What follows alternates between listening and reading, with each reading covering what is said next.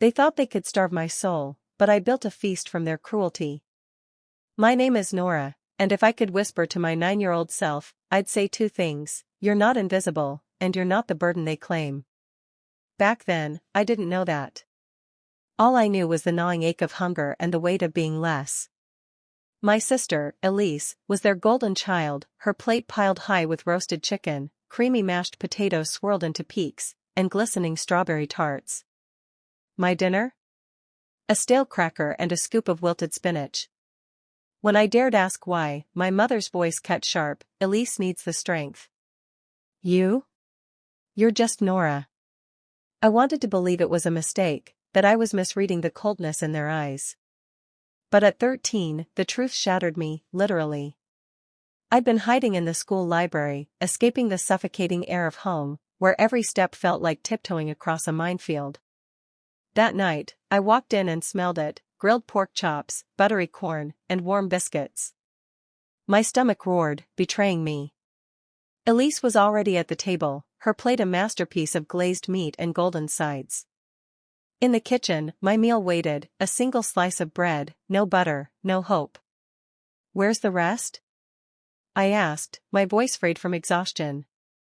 My father, leaning against the counter, hated questions. His eyes narrowed. You're whining again? I stood my ground, trembling. Why does Elise get everything, and I get this? Elise smirked, popping a biscuit in her mouth. Because you're nobody, Nora. My mother stayed silent, but my father, he moved like a storm. He didn't shout.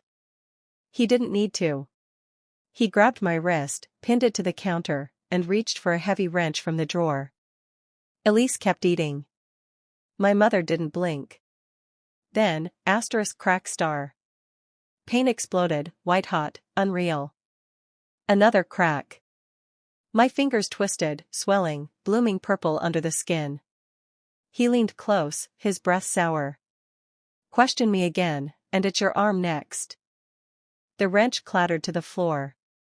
I crumpled, gasping, while Elise licked butter from her fingers. No doctor, no apologies. They shoved me into the cellar with a soggy towel and a bag of frozen peas. My fingers throbbed, mangled, wrapped in a rag that reeked of mildew. I shivered through the night, not from fear but from a fire kindling inside me. That was the night I stopped being their shadow. My fingers healed crooked, never bending right again. Elise called it character building. But pain like that doesn't just scar, it rewires. They thought I'd shatter. Instead, I started watching. I became a ghost in their house, unnoticed but always listening. My father slipped out every Thursday at 7 p.m., claiming civic duties, but his car always turned toward the old warehouse district, where he met men in sharp suits exchanging briefcases under flickering streetlights. My mother, a part-time clerk at the community center, dipped into the youth program funds, muttering about nobody noticing a few dollars. Elise, their perfect princess, wasn't perfect at all. Her charm was a mask, her friends few, her enemies many. I stayed quiet, invisible, and I learned. At 16, I buried myself in books, volunteered at the school's AV club to avoid home, and mastered wiring, soundboards, and lighting.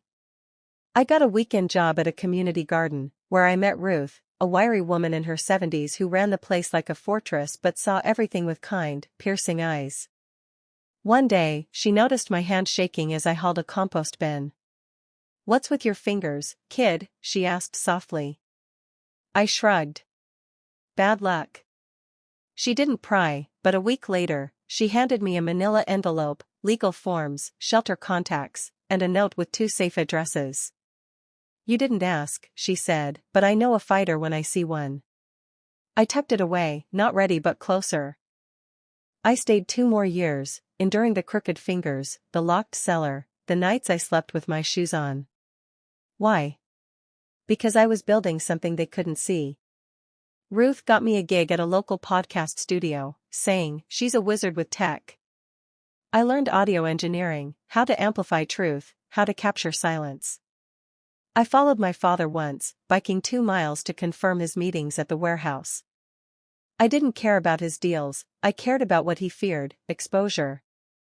He was campaigning for city council, all polished smiles and hollow promises. Elise posted vlogs about blessed family life. My mother, now a fundraiser chair, siphoned donations for personal shopping sprees. They were a house of cards, and I was the wind. One evening, while they were at a chain restaurant, flaunting their perfect family without me, I hid a tiny recorder from the studio behind a bookshelf. It captured everything: Elise mocking a teacher's disability, my mother laughing about borrowing from the fundraiser, my father bragging, "Nora's a waste of space. Should have crushed her spirit years ago." His voice was thick with whiskey and pride. I saved every word. Graduation came. Elise got a shiny SUV. I got a bus pass. But I was ready. That night, I left a note on the counter: "You tried to erase me. I'm writing my own story now. Nora, with a backpack and a USB drive, I walked out.